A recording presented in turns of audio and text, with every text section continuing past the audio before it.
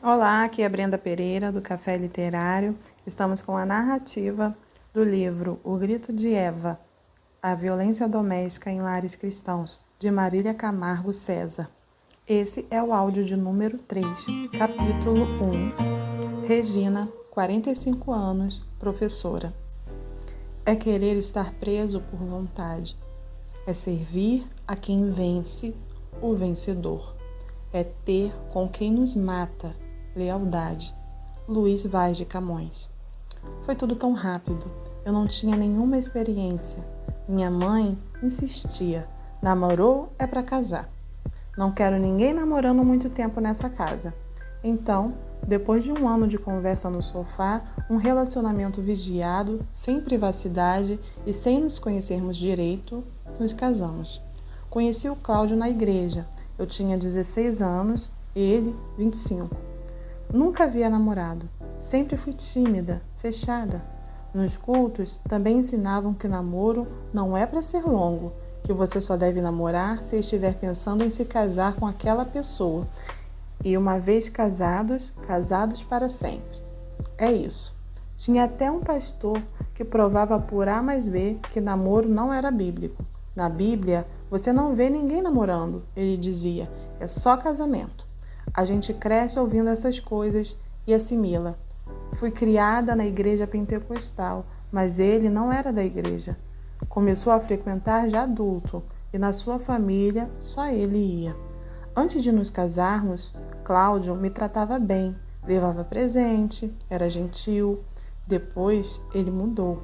Queria ser o senhor da casa, controlar tudo, mandar na minha roupa, nos meus horários, saber com quem eu estava falando, onde eu tinha ido.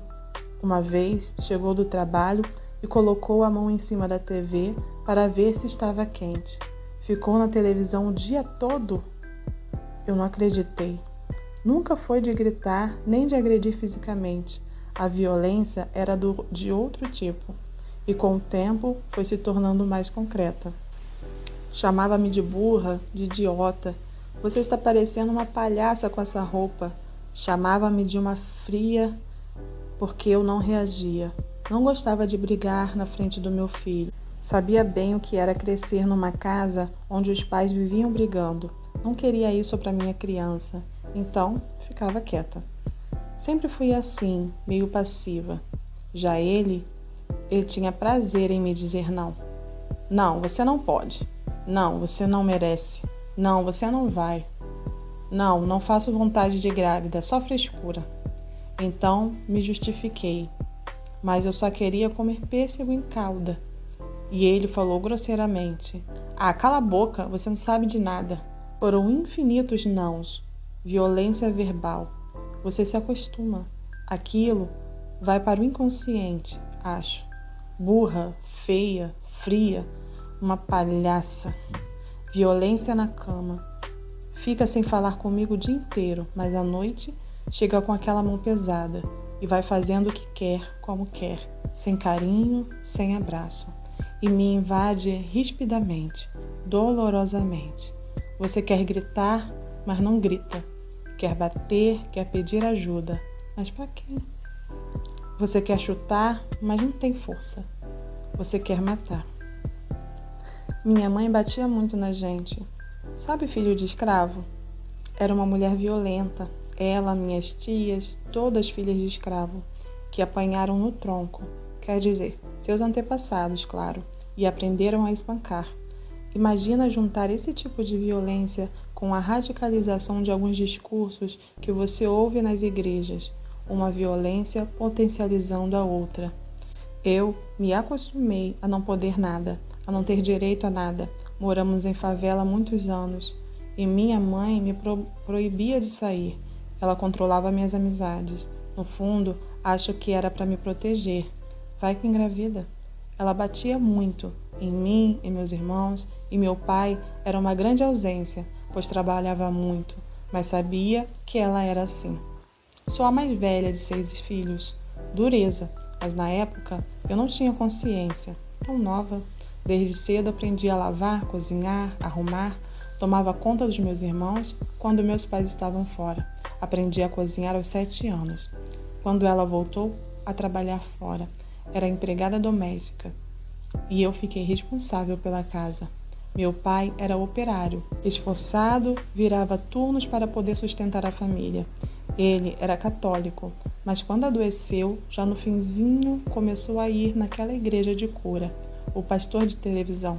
Era um homem bom, ensinou meus irmãos a respeitarem as irmãs, a respeitarem as mulheres.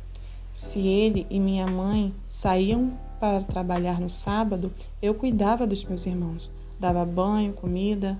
Só bem mais tarde, parei para refletir sobre como esse lugar de filha mais velha teve um impacto sobre minha forma de viver.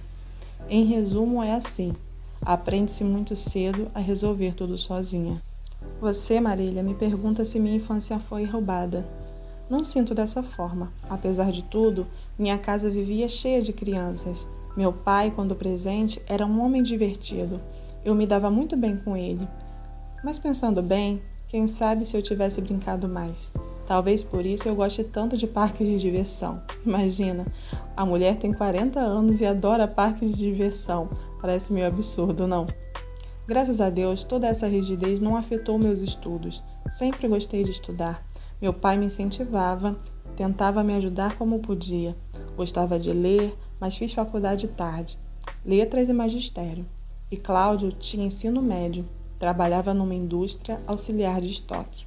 Nós nos casamos e fomos viver numa casinha que era dele, num quintal onde moravam outras famílias. Quando comecei a trabalhar numa escola, ganhava mais que ele.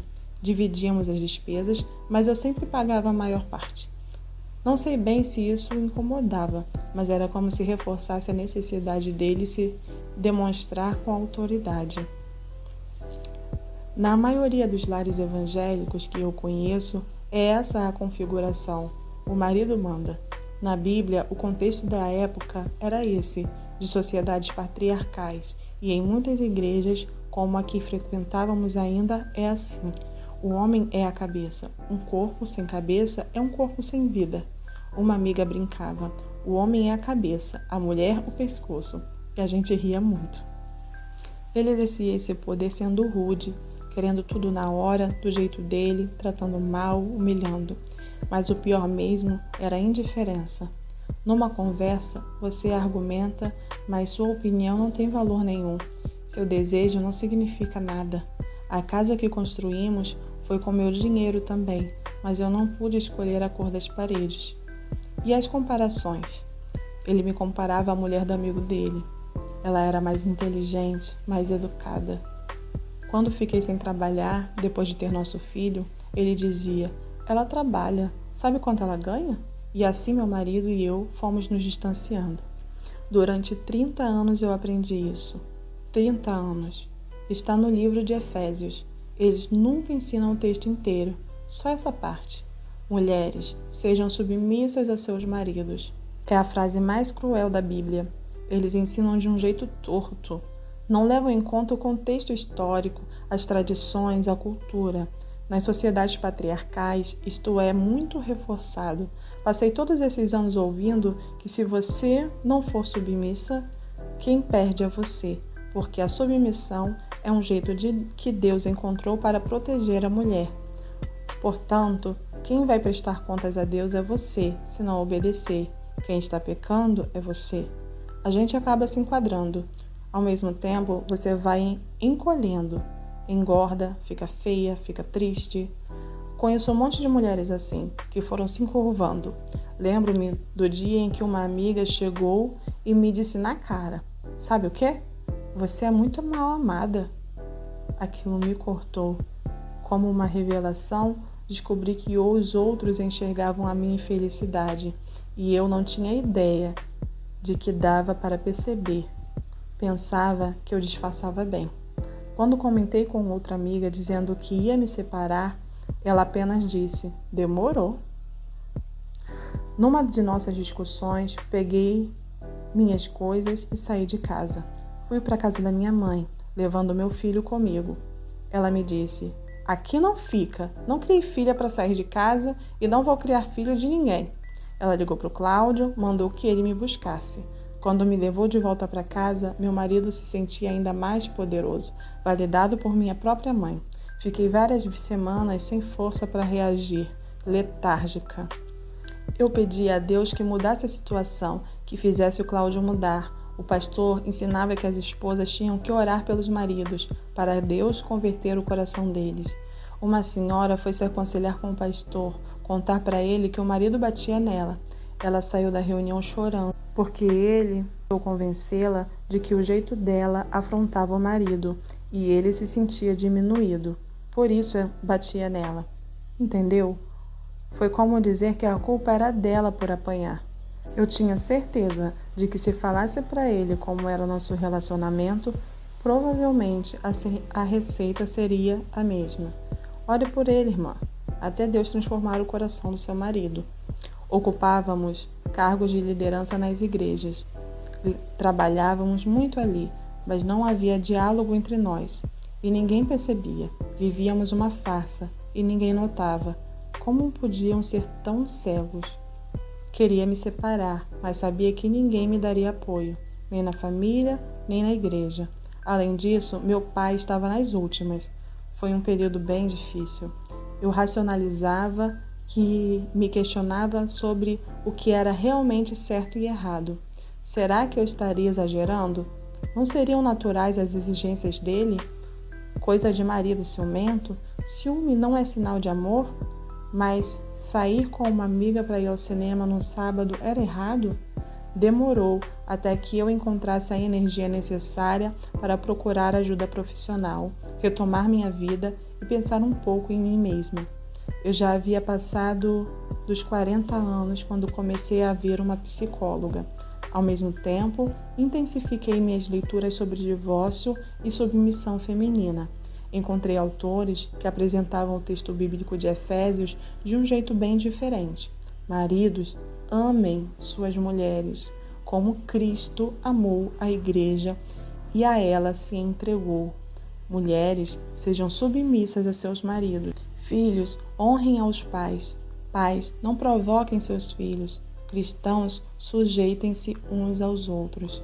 Era um tipo de submissão mútua, um quadro bem mais amplo. Mas ninguém nunca nos ensinou isso. Na minha igreja, também não ensinava nada a respeito de autonomia feminina. Feminismo é coisa do capeta. Fui atrás de literatura, de aconselhamento fora daquele ambiente. A Bíblia de Estudo, Desafios de Toda Mulher, me ajudou. Li um artigo sobre divórcio e ele me consolou. Dizia assim: Deus odeia o divórcio, diz o profeta Malaquias. Importa ressaltar, ele odeia o divórcio, não os divorciados. O texto era assinado pela psicóloga Esther Carrenho e eu fui atrás dela. Queria me tratar. Quando cheguei a Esther, fazia alguns anos que eu não chorava. Também busquei entender o que verdadeiramente define violência.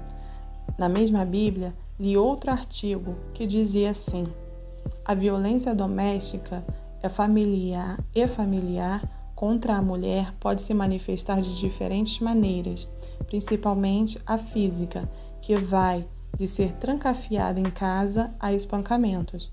A psicológica, como constrangimento, vigilância constante, insulto ou ridicularização. A sexual, qualquer conduta que a constranja a presenciar, manter relação sexual não desejada ou participar dela.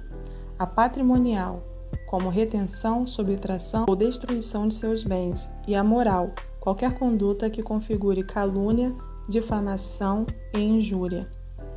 Violência patrimonial, retenção, subtração ou destruição de bens.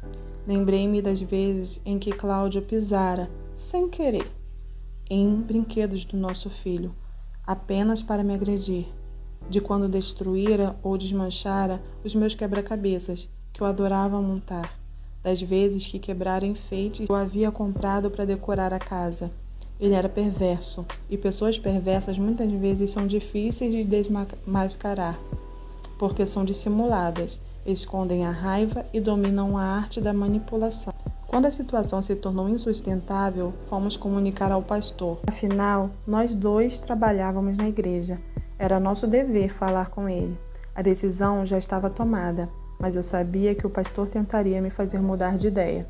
Dito e feito, ele leu todas as passagens que falam sobre o divórcio na Bíblia e ainda enfatizou: Deus odeia o divórcio. Avisou que se eu repudiasse meu marido, a palavra de Deus alertava que eu não poderia me casar de novo. Se você se casar, perde a salvação. E eu disse: ok, sem problemas. A última coisa que eu pensava naquele momento era em me casar novamente. Eu só queria voltar a viver. Essa foi a leitura do capítulo 1 do livro Grito de Eva, a violência doméstica em lares cristãos, com minha narrativa, Brenda Pereira, do Café Literário. Aguardo vocês no próximo capítulo. Um abraço.